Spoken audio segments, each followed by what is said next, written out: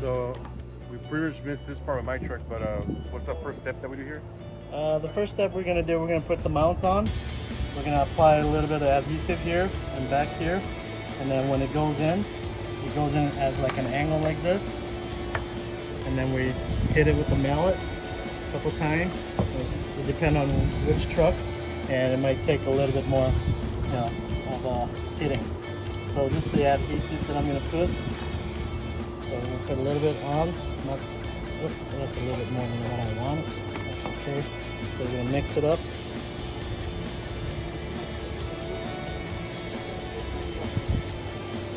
Too much, and we'll save it. Put on this one.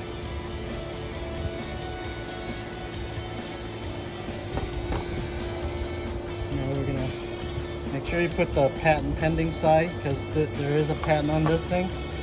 It goes in like that, and then we're gonna tap it. Hold it with your thumb. Make sure you don't hit yourself. Ouch. There you go. You're good. And that's how you install it. And you know, it won't come out. And see, you see how the truck is moving? It's not coming out. I'm grabbing on it right here.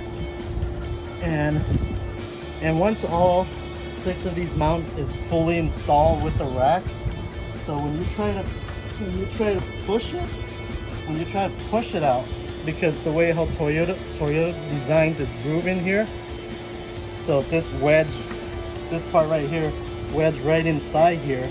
So when you try to pry it up, you're gonna have the opposite side pushing it back down because it won't let you pick it up. So that's why it won't come out. And also this part of the rail is a little narrow. That's why we have to tap it in. And the one in here, see how it's flowing right here? Because it's wider. So the middle one is not as critical as the outer one, because you have 4-point contact. So when the truck stops, when it's in motion, it moves like this. You see how it stopped now? It's getting tighter and tighter.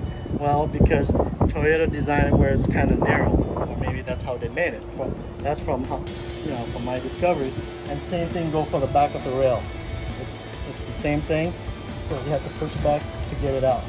And if you try to lift it out this way, once it's in, it's not going to come out. So that's how this mount works. Nice one.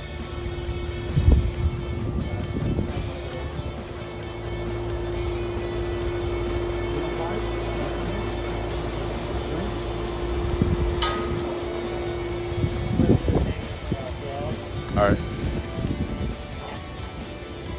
Just move back. Good.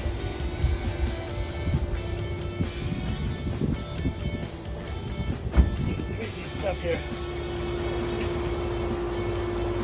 So right now what we're doing, we're marking where the bolt hole is going to be to hold the roof rack.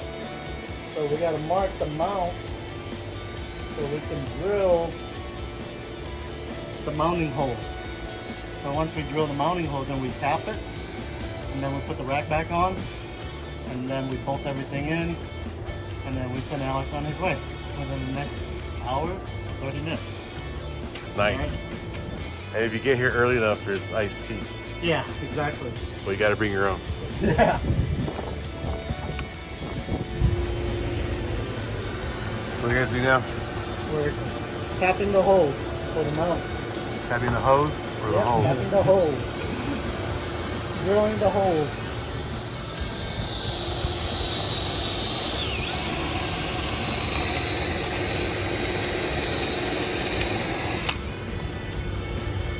Don't worry, I'm not drilling through your roof.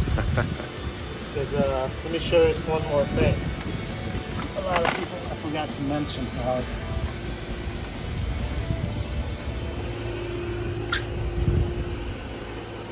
so the mounts, you have this thin part right here. So when we drill it, when it go through, it's going to hit this plastic. I mean, not this plastic.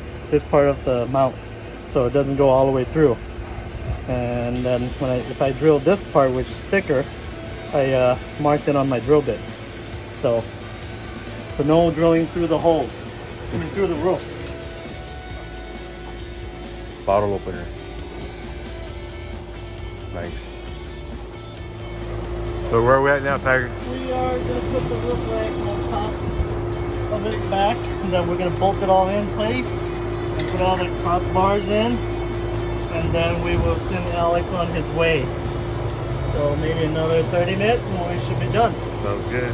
All right. Everything will look like it lined up where it's supposed to be where we marked it. Everything looked good. So, and also we put back the black strip that was up here. That's fully installed back to factory. Now we're gonna take a little break, water break. So we'll be back. We're about to mount the rack and we're gonna put Loctite. Well, on all the hardware that we install, we put Loctite on it. We just put a little dab of it. Oh, let me open it. There we go. Put a little dab on there, and then we put it in the middle where the mount's at, and then we finger tighten it before we tighten everything down. We make sure we just do a finger tight on all the bolts, and then we go ahead and use the torque, this regularly here, and tighten it all down slowly, because you don't want to over tighten it. You can easily strip it, and especially when you have Loctite in, it's going to be a nightmare to get it out later. So that's what we're doing right now. And then after this, we're going to put all the crossbar on and the front wind deflector plate on, and then that should be it. So once the bolts are on with Loctite, am I done there? Can I go, or should I do anything as preventive maintenance or anything like that? You can leave. When you get home, you should always double check, make sure everything is still tightened down, and also make it as a good habit when you're out off-roading, camping, things like that. You should always check your rigs, make sure it's still everything's still in place, because you don't want, the last thing you need is having part of your rig fall apart, and nobody wants that, and it just wouldn't be a good day after that. So there it is, done.